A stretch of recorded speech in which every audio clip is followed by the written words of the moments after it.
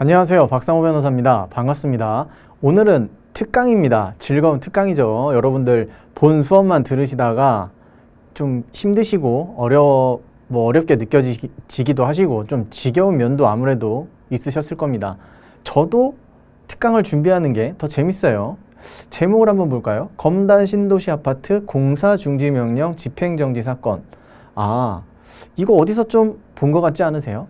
이게 우리가 뉴스에서 좀 접하는 최근에 이슈가 되고 있는 장릉 아파트라고 들어보셨죠? 만약에 검색창에 장릉 아파트라고 치시면 나옵니다. 그런데 우리는 여러분 법을 공부하는 입장에서 행정소송법을 또 공부하는 입장에서 정확한 명칭을 좀 썼으면 좋겠다 해서 제가 한번 이렇게 네이밍을 해야 되지 않을까 싶어서 이렇게 만들어 봤습니다. 장릉 아파트라는 건 없어요, 여러분. 그 장릉 근처에 있는 아파트가 뭔가 좀 건축에 문제가 발생을 해서 건설사와 문화재청 사이에 뭔가 행정소송 관련된 사안이 있었던 거죠. 그러니까 장릉 아파트가 아니고 검단 신도시에 있는 아파트고요. 문화재청장이 공사 중지 명령을 했습니다. 어떤 이유에서든지. 그걸 이따가 볼 거예요. 그러니까 건설사들이 어떤 걸 했습니까? 이거 집행정지 신청합니다. 공사 중지 명령에 대해서 집행정지를 신청한 거예요. 자, 이거에 대해서 하나씩 보겠습니다. 재미있어요. 이런 사안들이 현재 우리가 뉴스에서 접했던 사안들이 여러분들이 공부하셨던 내용과 실제로 관련이 있거든요. 굉장히 재밌습니다. 한번 보도록 할게요. 자, 사건 쟁점은요, 일단 김포에 있는 장릉이 유네스코 세계문화유산이라는 거예요. 물론 그 김포에 있는 장릉만 유네스코 세계문화유산이냐? 그건 아니고요. 우리나라 조선 왕릉 전체가 하나의 유네스코 세계문화유산으로 되어 있습니다. 그러면 그 문화유산에 뭔가 해가 되는 건축물이 있나 봐요. 그런데 문화유산에 해가 되는 건축이라고 다 문제가 되는 걸까요? 우리나라의 실정 법이 있지 않습니까? 정말 법을 어겨서 불법 건축을 한 건지 아닌지 우리는 좀 따져볼 만한 이유가 있을 것 같아요. 이걸 보는 게 좀 중요하겠죠.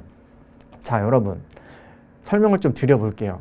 서울이 여러분 이렇게 보통 마름모골 정도로 되어 있어요. 그리고 한강이 이렇게 W자 정도로 흐르고 여기가 용산, 여기가 압구정 한 이 정도 되게 되어 있습니다. 서울이에요, 이게.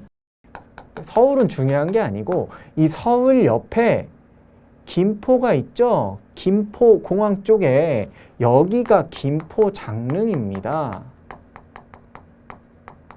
이게 누구 묘냐면요. 여러분 인조 아시죠? 인조의 아버지의 묘입니다. 능이에요. 한번 제가 또 한국사를 좋아해서 인조의 아버지가 누군지 한번 따져볼까요, 여러분? 태정태세 문단세 예성연중 임명선 광인효현 수경인데 광인이잖아요. 광인 뭡니까? 광해군이고 그 다음이 인조잖아요. 그러면 인조의 아버지가 광해군인가? 광해군 다음이 인조니까요. 그거는 아니고요. 광해군은 인조의 큰아버지입니다. 큰아버지. 그러니까 광해군의 동생이 인조의 아버지인 거예요. 어떤 건지 아시겠죠? 그 인조가 여기에 묻혀 있습니다. 파주 장릉이라는 곳에. 파주예요. 실제로 지도를 여러분이 열어서 보시면 이렇게 일자로 되어 있습니다. 이렇게 일자로 되어 있고 이거 일자는 제가 그냥 그리는 거고 위치가 어딘지 아시겠죠? 파주 장릉, 김포 장릉. 그리고 여기에 뭐가 있냐면 계양산이라는 산이 있습니다. 이런 거를 주산이라고 한대요. 뭐냐면 이렇게 이 파주 장릉이 아들의 능이고 아버지의 능이고 그 다음에 이 능을 어떻게 보면 이렇게 보살펴주는 그런 산이라고 보시면 될 것 같아요. 그 산이 계양산으로 되어 있는 거예요. 이거 너무 내려왔는데 사실 인천입니다. 실제로는 한 이 정도쯤 있을 거예요. 이게 전부 다 파주, 김포, 여기는 인천. 뭐 그 정도가 되는 거예요. 그런데 문제가 생겼죠. 뭡니까, 여러분? 여기 이제 이거 지워볼게요. 제가 국사 얘기도 조금 했고, 이 김포 장릉 바로 아래에 아파트가 이렇게 막 들어서는 거예요. 아파트가 막 이렇게 들어서는 거죠. 그러면 지금 일자로 이렇게 연결이 되고 이 김포 장릉에서 계양산을 바라보는 뷰가 굉장히 잘 들어왔었는데 이거를 바로 가리게 되는 거였죠. 자, 이거 여러분들 아마 많이 보셨을 겁니다. 뉴스 같은 데서. 원래 뷰는 이랬습니다.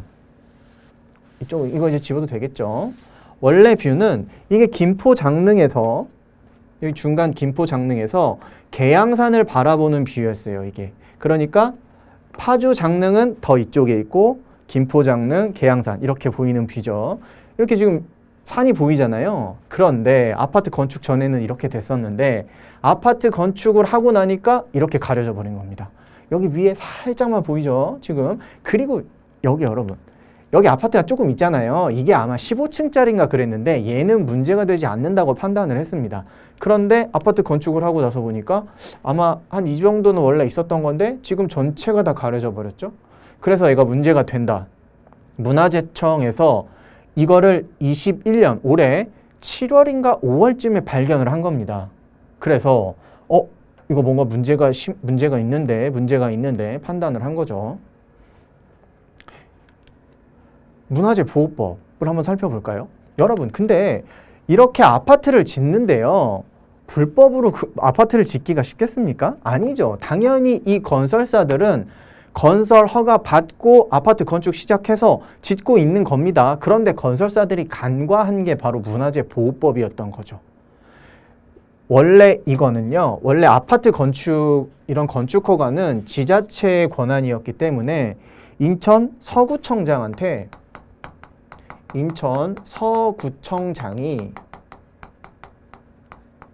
건축 허가를 해준 거죠. 어디에게?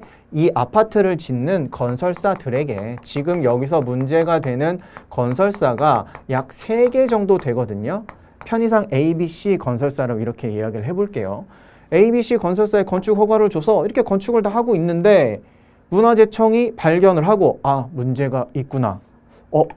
이거 유네스코 세계문화유산 등재가 취소될 수도 있겠는데, 그러면 만약에 이게 취소가 된다면 조선 왕릉 전체가 하나의 문화유산으로 되어 있어서 전체가 다 취소될 수도 있다. 그럴 위험도 있다라고 문화재청에서는 이야기를 하고 있죠. 자, 그래서 문화재청에서 검토를 합니다. 35조, 문화재보호법 35조를 보니까 다음 각 호의 어느 하나에 해당하는 행위를 하려는 자는 대통령령으로 정하는 바에 따라 문화재청장의 허가를 받아야 하며, 허가를 받아야 한대요. 자, 그리고 나서 다음 각 호를 쭉 살펴보다 보니까 2호. 국가 지정 문화재의 보존에 영향을 미칠 우려가 있는 행위로서 대통령령으로 정하는 행위. 여러분, 이렇게 보존에 영향을 미칠 우려가 있는 행위라는 건 굉장히 좀 포괄적인 말이죠. 되게 추상적인 말입니다. 법에서는 최대한 어떻게 규정을 해야 되죠? 구체적으로 규정을 해야겠죠. 그런데 이거를 다 일일이 법에다가 넣을 수는 없어요. 왜냐하면 이 법이라는 거는 입법부에서 만드는 건데 우리 입법부가 그 정도로 전문적이지는 못하거든요. 그래서 이렇게 대통령령으로 정한다라고 위임을 해주는 겁니다. 이거에 대해서 이 법에 보존에 영향을 미칠 우려가 있는 행위에 대해서 잘 아는 사람은 누구냐? 문화재청 이런 데가 잘 알 거 아니니? 그러니까 거기에서 대통령령으로 한번 잘 정해봐 라고 이야기를 해준 거죠. 이걸 행정입법이라고 합니다. 이런 거를. 행정부인데 뭔가 입법을 하는 거죠. 하지만 문화재보호법이라는 국회의원, 입법부에서 만든 법에서 권한을 위임받아서 만들게 되는 거죠. 이런 거는 적법한 거예요. 실제로 국회의원들이 만드는 법은 굉장히 좀 추상적이고 어떻게 보면 좀 좋은 말이 많이 들어있고요. 좋은 말 많이 들어있잖아요. 허가 받아야 한다. 그리고 뭐 보존에 영향을 미칠 우려가 있는 행위 한다면 좀 뭔가 허가를 받으라고 하자. 하지만 이게 구체적으로 어떤 건지는 문화재청이 잘 판단해서 한번 정해보지 않을래? 라고 이야기를 한다고요. 그래서 문화재보호법 관련된 이 대통령령을 찾아서 가보겠습니다. 그러면 시행령이 나오죠. 시행령이 대통령령이라고 보시면 됩니다. 법, 상위법을 이야기하는 겁니다. 문화재보호법 제35조 제1항 제2호에서 대통령령으로 정하는 행위란 다음 각 호 행위를 말한다. 자, 1호 보겠습니다. 역사 문화환경 보존 지역에서 만약에 해당 국가 지정 문화재의 경관을 저해할 우려가 있는 건축물이나 시설물을 설치, 증설하면 어떻게 하겠다고요? 이 행위에 속하게 되는 거니까 문화재청장의 허가를 받아야 된다는 거죠. 이해가 되시죠? 그러면 우리가 따져볼 건 이거죠. 과연 이 아파트, 제가 또 지웠네요. 자, 이건 자주 쓰니까 다시 그릴까요? 여기가 파주장릉, 김포장릉, 여기가 계양산 이렇게 되어 있는데 지금 여기를 가리는 뭐가 아파트가 들어왔다는 거잖아요. 이렇게. 과연 이 아파트가 지어진 곳이 역사 문화 환경 보존 지역인지 아닌지를 우선 판단을 해야겠죠. 만약에 역사 문화 환경 보존 지역이 아니라면 이 시행령이 적용이 될 수가 없겠죠. 이 1호 노란색으로 체크해 놓은 부분이요. 하지만 이게 당연히 제가 노란색으로 한 게 뭐겠습니까? 여기에 들어오고 지금 이 조항들, 이 규정들에 걸렸다는 거 아니겠어요? 역사 문화 환경 보존 지역에서 한다. 보존 지역이어야 한다. 역사 문화 환경 보존 지역은요. 여기 김포 장릉이 있었죠. 그 경계로부터 500m 정도라고 보시면 되는 겁니다. 역사 문화환경 보존 지역은 그 문화재 관련 지역 경계로부터 한 500m 반경 정도예요. 물론 더 늘릴 수도 있게 되어 있습니다. 법에. 그런데 여기에서 여기 아파트 건설 현장까지 약 410 몇 미터인가 뭐 이렇게 나오더라고요. 제가 여기저기서 이제 검색을 하면서 보니까 누가 이렇게 지도로 다 그려놨더라고요. 그러니까 뭐냐면 역사 문화 환경 보존 지역 내가 맞습니다. 이 아파트가 들어간 거는. 그리고 해당 국가 지정 문화재의 경관을 저해할 우려가 있는 건축물이죠. 아까 전에 보셨잖아요. 해당 이 문화재의 경관을 저해할 만한 건축물이죠. 아파트가. 그렇죠. 그래서 자, 이렇게 문제가 되는 행위를 하려면 어떻게 해야 된다? 문화재청장의 허가를 받아야 한다고요. 그런데 받지 않았습니다. 이게 문제의 시작인 거죠. 문화재청장의 허가를 받지 않고 올렸으니까 지금 실정법 위반이 맞죠. 이렇게 위반을 했을 때 문화재청장이 어떠한 역할을 할 수 있는지, 어떠한 제재를 해야 될 거 아닙니까? 실정법을 어겼는데 당연히 법을 기준으로 해야겠죠. 문화재보호법 42조 행정명령이라고 되어 있습니다.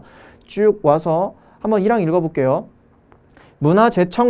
문화재청장이라고만 볼게요. 국가지정문화재와 그 역사 문화 환경 보존 지역의 관리 보호를 위하여 필요하다고 인정하면 다음 각 호의 사항을 명할 수 있다. 4호로 바로 오겠습니다. 제35조 제1항 각 호. 우리가 아까 봤던 게 제35조 제1항 제2호 아니었습니까? 지금 그걸 위반한 거잖아요. 건설사들이. 허가를 받지 아니하고 허가 안 받았죠. 국가지정문화재 현상을 변경하거나 보존에 영향을 미칠 우려가 있는 행위 등을 한 자에 대한 행위에 중지 또는 원상 회복 조치를 할 수 있도록 되어 있습니다. 중지를 할 수도 있고요. 원상 회복 조치를 할 수도 있다고 합니다. 중지는 지금 공사하고 있네. 공사 중지. 원상 회복은 뭡니까? 너무 무섭죠. 아파트 지금 거의 다 올라갔잖아요. 20층까지 거의 다 올라갔는데 철거죠. 뭡니까? 원상 회복 철거입니다. 문화재청장이 이런 행위를 할 수 있대요. 아까 전에 올라갔던 그 아파트들 원상 회복 철거 명령 내려버린다고요. 문화재청장이요. 대단히 큰 권한이죠. 어쨌든 실정법에 되어 있습니다. 이렇게. 그리고 이게 이렇게 위반을 한 경우가 이번만 있겠습니까? 사실 여러 번 있었어요. 근데 이 정도로 심하진 않았고 이게 또 유네스코 문화유산까지도 되지 않은 경우들에서는 뭐 그렇게 심각하게 받아들이지 않았던 것 같아요. 적당히 그냥 그렇게 크게 처벌하지 않고 적당히 타협을 볼 수 있는 사안이었는데 이거는 그 정도가 아니라고 판단을 한 거죠. 그리고 요즘에 뭐 워낙 우리 매스컴 SNS가 발달하고 막 이러다 보니까 모든 사람들이 다 알지 않습니까? 그리고 절대적인 여론이 지금 철거 쪽을 아무래도 조금 더 철거를 해야 된다 쪽으로 좀 이렇게 많이 의견들이 나오고 있는 것 같아요. 어쨌든 그런 것들을 다 반영을 했겠죠. 문화재청장이 이런 이제 판단을 합니다. 문화재청에서 이렇게 하는 거죠. 문화재청장이 공사 중지 명령을 내려버렸습니다. ABC 건설사 3개에 대해서요. 에듀윌 유료 회원만의 특별한 서비스.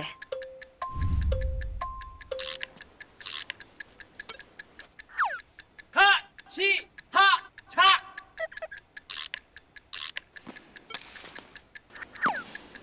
하치하차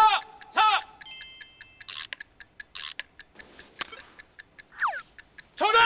같이 하자 친구야 에듀윌 유료 회원!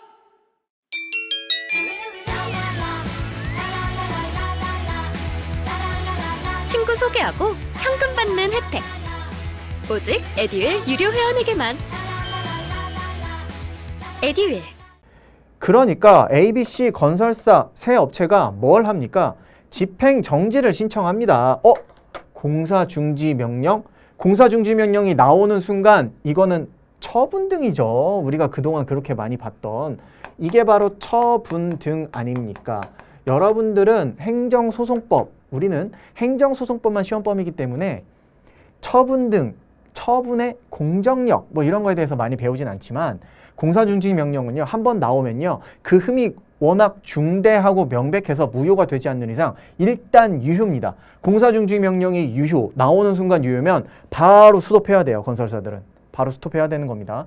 하지만 스톱을 하고 뭔가 대처를 찾아야죠. 지금 공사 다 해놨는데 공사 중지하고 언제까지 있습니까? 결국의 목적은 뭐겠습니까? 공사 중지 명령 없애야겠죠. 우리가 지금까지 배웠던 뭘로 다퉈야 됩니까? 취소 소송으로 다퉈야겠죠. 여기서 이슈가 되는 건 집행정지 신청인데 실제로 집행정지 신청만 한 게 아니고 취소 소송 제기했을 거예요. 제기했을 겁니다. 이거는 뭐 나오는 우리가 뉴스에서 나오는 건 아닌데 당연히 당연히 제기했을 겁니다. 이유가 뭐냐고요? 이따가 나옵니다. 이따가. 이 집행정지 신청하려면 집행정지의 요건 중에 뭐가 있습니까? 적법한 본안 소송이 계속 중이어야 되잖아요. 이런 게 우리가 이제 배웠던 거가 이제 여기에 적용이 되는 거죠, 여러분. 취소 소송이 당연히 있어야지만 집행정지 신청할 수 있다고요. 집행정지만 따로 뚝 떼서 신청하는 건 안 되는 거예요. 집행정지 신청했습니다. 그리고 BC 건설사에 대해서는 집행정지가 기각됐고요. A 건설사에 대해서는 집행정지 결정이 나왔습니다. 여러분, 이 집행정지 결정이라는 게 뭘 의미하는 걸까요? 공사중지 명령이라는 게 정지됐어요. 효력이 정지가 됐어요. 그러면 이 A건설사는 이 집행정지 결정을 받고 뭘 계속할 수 있습니까? 공사를 계속할 수 있습니다. 공사 계속 진행 가능. 이렇게 된 거예요. 집행정지 결정이 뭔지 아시겠죠? 지금 이것도 중지고 이것도 정지니까 좀 헷갈릴 수 있겠지만 공사가 중지된 걸 정지로 없앴으니까 그러면 공사가 남은 거잖아요. 그러니까 공사 계속 진행이 가능한 거죠. 반대로 집행정지가 기각됐다는 건 뭐겠습니까? 이 B, C 두 건설사에 대해서는 계속 공사를 할 수 없게 하는 거죠. 여러분, 건설사는요, 데드라인 있잖아요. 완공일까지 공사를 하지 않으면 그 이후로 지체금 같은 거 되게 많이 붙습니다. 그리고 수분양자들, 분양받은 사람들이 대출받고 뭐 이런 이자들 같은 것도 뭐 피해가 어마어마할 거란 말이에요. 그래서 무조건 그 공기를 맞춰야 되는데 이렇게 공사 중지 명령 나서 공사를 못하게 되면 굉장히 피해가 클 거란 말이에요. 그러니까 이렇게 집행정지를 신청을 했는데 기각까지 당했습니다. 와, 큰일 났죠. 이거 기각 당했다고 바로 바로 이제 우리가 졌네, 끝이다, 이렇게 생각하지 않죠. 다시 한번 즉시 항고합니다. 집행정지는요, 법원이 하는 명령이죠. 명령에 불복하는 건 항고라 그랬습니다.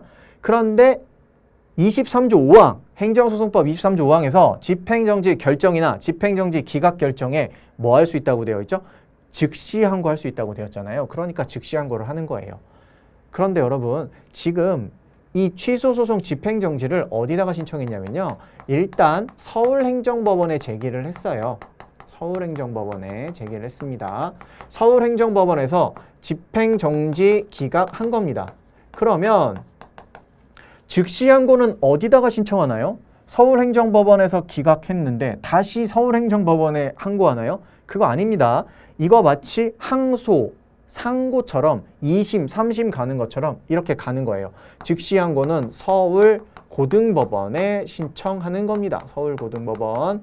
그래서 최근이죠. 얼마 전입니다. 12월 초에 서울고등법원에서 집행정지 결정해줬습니다.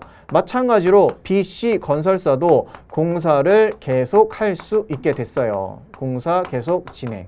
지금 상황은 여기까지입니다. 지금 상황 여기까지예요. 물론 이 집행정지 결정에 대해서 다시 한번 이번에는 문화재청장이 이 집행정지 결정에 대해서 또 항고를 했습니다.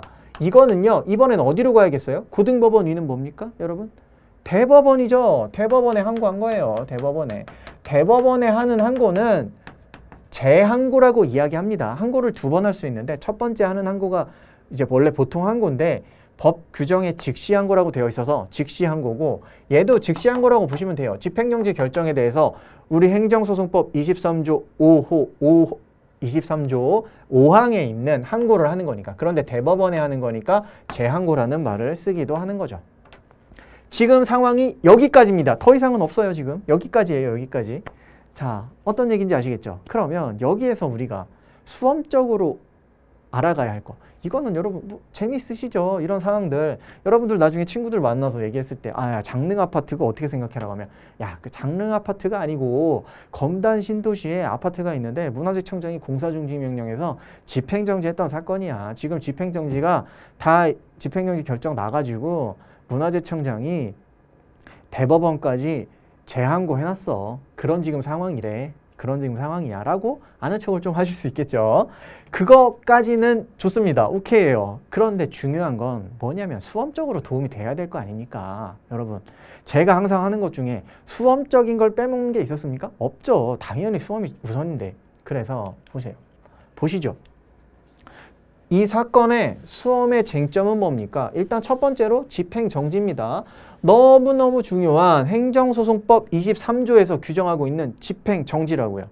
그 다음 혹시 공부를 하셨던 분들은 이거 혹시 뭐 사정판결 이런 거 되지 않았나? 뭔가 위법함에도 불구하고 그냥 뭐 인정해주는 뭐 이런 게 있었던 것 같은데 라고 생각을 하셨을 수도 있을 거예요. 자, 여기서 사정판결은 일단 문제가 되지 않습니다. 이건 조금 이따 말씀드릴게요. 집행정지가 여기에서 수험 쟁점입니다. 그러면 집행정지 요건 봐야죠, 여러분. 집행정지 뭡니까? 적법한 본안소송이 계속 중이어야 되죠. 이 요건 때문에 제가 아까 여기서 당연히 취소소송 제기했을 거다라고 말씀을 드린 겁니다. 어떤 얘기인지 아시겠죠? 집행정지 신청하기 위해선 뭐가 있어야 된다? 그 집행정지의 대상이 되는 요 명령, 요 처분에 대한 어떠한 적법한 본안 소송이 있어야 된다고요. 그러니까 이 취소소송 아마 제기했을 거예요. 적법한 본안 소송이 계속되어야 하고 처분 등이 존재해야 됩니다. 이 처분이 뭐죠? 공사 중지 명령이 되겠죠. 회복하기 어려운 손해가 있어야 되고 긴급한 필요가 있어야 됩니다. 집행정지에서 중요한 건 이거죠. 이렇게 두 개인데 회복하기 어려운 손해는 뭡니까? 금전으로 보상할 수 없는 손해를 이야기하고요. 또 뭐죠? 금전 보상으로 참기 어려운 유무형의 손해 등 이런 것들을 이야기하죠. 그러면 의문이 하나 드실 겁니다. 아니, 건설사들이 피해를 본다면서, 그쵸? 이 명령, 공사중지 명령으로 피해를 본다면서, 그쵸? 그런데 이 피해는 결국에는 뭐 공사가 길어져서 뭐 지연금 생기고 뭐 이러고 그러면서 금전으로 다 보상 가능한 손해 아닌가요? 라는 의문이 드실 수도 있어요. 그런데 그 규모가 너무 커서 건설사가 거의 막 망할 정도가 되고 막 이러면 금전으로 보상할 수 없는 손해라고 파악을 해주는 거죠. 우리 배웠던 판례에 그런 것도 있지 않았습니까? 너무 이 피해가 커서 당연히 금전 피해긴 하지만 너무 피해가 크면 그것도 회복하기 어려운 손해로 봐줬잖아요. 이게 그런 사안이라고 생각하시면 돼요. 금전으로 보상이 아예 불가능한 사안은 아닌 것처럼 보이죠. 물론 입주민들이 그때에 맞춰서 다 입주를 해야 되죠. 그 입주민들 하나하나 한 분 한 분, 한 가구 한 가구가 전부 다 일정들이 있었을 거 아닙니까? 돈을 빌리고 자기가 지금 살고 있는 집을 비워줘야 되고 뭐 이러한 이해관계가 많이 얽혀 있을 거란 말이에요. 그런 것들도 전부 다 회복하기 어려운 손해에 들어갈 수도 있다라고 법원에서는 판단한 것 같습니다. 제가 이거 집행정지 관련된 실제 결정문을 입수해서 보지는 못해서 법원에서 뭐라고 어떻게 구체적으로 판단했는지는 알지는 못하지만 예상은 할 수 있겠죠. 당연히 회복하기 어려운 손해에 해당한다고 판단을 했을 것이고, 이 회복하기 어려운 손해에 뭐가 들어간다? 건설사가 피해를 너무 많이 봐서 바로 도산까지 갈 수도 있다. 그런 피해는 회복하기 어려운 손해에 해당한다 라고 봤을 수도 있고, 그리고 이해관계가 워낙 많이 얽혀있기 때문에 그런 분양자들이 받는 피해도 회복하기 어려운 손해에 속한다 라고 판단을 했을 수도 있습니다. 어쨌든 중요한 건 회복하기 어려운 손해에 대해서 인정을 했다는 거죠. 우리가 중요한 건 회복하기 어려운 손해에 대해서 판례가 뭐라고 했는지가 중요하니까 금전 배상이 불가능하거나 금전 배상으로는 참기 어려운 유무용의 손해를 말한다 라는 거를 알아두시면 좋겠죠. 그리고 긴급한 필요는 뭘 얘기하는 거죠? 긴급한 필요라는 거는 본안 판단이 나올 때까지 기다리기가 힘들 때, 그쵸? 본안 판단을 기다릴 여유가 없다. 그러니까 여기에서 제가 말씀드렸죠. 취소 소송 있었을 겁니다. 이거에 대해서, 이 공사중지 명령에 대해서 적법성을 잘 살펴본 다음에 이 취소 소송에 대해서 결론을 내려야 되는데, 이렇게 이해관계가 많이 얽혀 있고 막 이런 거를 뚝딱 결정해서 바로 판결 내릴 수 있을까요? 굉장히 좀 시간이 오래 걸릴 거예요. 그러면 이 취소 소송이 나오기 전까지 어떻게 해야 되는 겁니까? 공사중지 명령이 유효하니까 이런 집행정지 같은 구제수단이 없다면 그냥 공사가 바로 중지되고 이 취소 소송 결과 나올 때까지 기다려야 되는 거죠. 그동안에 피해는 점점 커지고, 건설사로서는요. 자, 어떤 얘기인지 아시겠죠? 회복하기 어려운 손해, 긴급한 필요 다 인정을 한 겁니다. 집행정지가 인정이 됐으니까요. 그리고 5번과 6번은 무슨 요건이었죠, 여러분? 이거 소극적 요건이었는데 1번, 2번, 3번, 4번은 적극적 요건이었습니다. 기억나시죠? 소극적 요건. 그러니까 명백하지 않을 것, 본안 청구가 유효 없음이 명백하지 않을 것, 뭐 이렇게 나오고 있잖아요. 공공복리에 영향을 미쳐야 되지 않고, 뭐 때문에 공사 중지 명령이 집행정지됨으로 인해서 공공복리에 영향을 미치지 않아야 되고요. 그리고 본안 청구가 이유 없음이 명백하지 않아야지만 집행정지를 해줄 수 있는 겁니다. 그래서 이 소극적, 적극적 사유에 대한 증명 책임은 신청인에게 있고, 여기에 소극적 요건에 대한 증명 책임은 피신청인이라고도 하는데, 신청인, 피신청인인데 행정청에게 있다라는 말을 많이 쓰죠. 이게 피신청인이 되는 거죠. 얘들이. 신이죠. 신청인이 되는 겁니다. 그러면 행정청이 뭘 증명해야 된다고요? 야, 이거 집행정지 안 하면 공공복리에 영향을 엄청 미안하게 미쳐요. 본안 청구가 너무 이유 없어요. 이건 말도 안 돼요. 라고 이야기를 하는 거죠. 어떤 얘기인지 아시겠죠?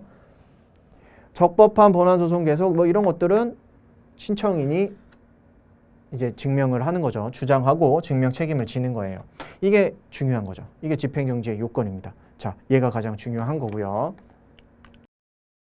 그래서 사정판결, 이 부분에 대해서 말씀을 드리려고 그랬습니다. 이 사정판결에 대해서. 사정판결에 대해서 말씀을 드리려고 했는데 이거 마지막으로 하고 이제 끝낼게요. 지금 사정판결은 뭐죠, 여러분? 행정소송법 제28조에 나와 있죠? 뭡니까? 처분 등이 위법함에도 불구하고 뭐 때문에 공공복리에 영향을 많이 미쳐요. 뭐 어떻게 하면? 그 처분을 취소하면 공공복리에 큰 영향을 미치니까 어떻게 하겠다? 그 처분의 효력을 그냥 유지시키겠다라는 게 사정 판결이었죠. 그렇다면 아까 전에 여기서 방금 지웠는데 공사 중지 명령이 있었죠, 여러분. 만약에 사정 판결한다는 거는 이게 지금 사정 판결에 대한 내용인데 사정 판결을 한다는 건 뭡니까? 이 공사 중지 명령이 위법함에도 불구하고요. 얘를 취소하는 게 굉장히 공공복리에 악영향을 미치니까 어떻게 하겠다? 그냥 공사 중지 명령 유지하겠다. 이거 아닙니까? 사정 판결은. 그러니까 이 사안 현재 이 검단 신도시 아파트 공사 중지 명령 집행 정지 사건과는 좀 멀리 떨어져 있는 문제죠. 다른 문제라고 보시면 되는 거예요. 이유는 뭐죠? 이 공사 중지 명령이 위법하면 취소 소송으로 지금 다투고 있죠. 건설사들이. 만약에 사정 판결이 문제가 되는 거라면 나중에 이 취소 소송 본안에서 첫 번째로 공사 중지 명령이 위법해야 됩니다. 첫 번째 요건 위법해요. 위법하면 공사 중지 명령 취소해야죠. 그러니까 공사를 계속 진행할 수 있게 해줘야 되는 거예요. 그런데도 불구하고 두 번째, 이 공사 중지 명령을 취소하면 공공복리 영향이 너무 커서 그냥 공사 중지 명령을 그냥 효력을 유지시켜 주는 거라고요. 어떤 얘기인지 아시겠죠? 그러니까 사정 판결은 나중에 이 취소 소송에 대한 내용인데 여기에서는 그렇게 크게 적용이 될 것 같지는 않습니다. 크게 중요하지는 않아요. 여기에서는. 근데 뭔가 이거 잘못됐는데 뭔가 계속 유지를 시켜준다. 효력을 유지시켜준다. 뭐 이런 생각을 하시니까 그런 뉘앙스로 얘기가 돌아가니까 뭔가 이거 봤던 것 같은데 사정 판결이라는 이슈가 있었던 것 같은데 라고 생각을 하실 수도 있을 것 같아서 사정 판결에 대해서도 잠깐 말씀을 드려봤습니다. 중요한 거는 여러분 제가 설명을 드렸던 것 중에서 중요한 게 뭡니까? 중요한 게 뭐죠? 태정태세 분단세, 한국사, 뭐 아까 인조 뭐 이런 거 그냥 알아두시면 되게 재밌고 좋은 거고 중요한 거 아니죠. 우리의 목적은 시험 합격이고 저는 최대한 이제 재미있게 구성을 해보기도 했지만 중요한 건 수험이니까요. 집행 정지에 대한 요건들 적극적 요건, 소극적 요건. 적극적 요건에서 가장 중요한 어떤 거였죠? 그냥 처음부터 얘기해 볼까요? 갑자기 왜 생각이 안 나죠? 처음부터 얘기해 볼게요. 적법한 본안 소송이 계속 중이어야 하고 처분 등이 존재해야 하고 회복하기 어려운 손해, 긴급한 필요 이렇게 적극적 요건 4개 그리고 소극적 요건 2개 공공복리에 중대한 영향을 미치지 않을 것 본안 청구가 이유 없으니 명백하지 않을 것 이거 당연히 알고 계셔야 되는 겁니다. 또 여기에서 뭐가 있냐고요?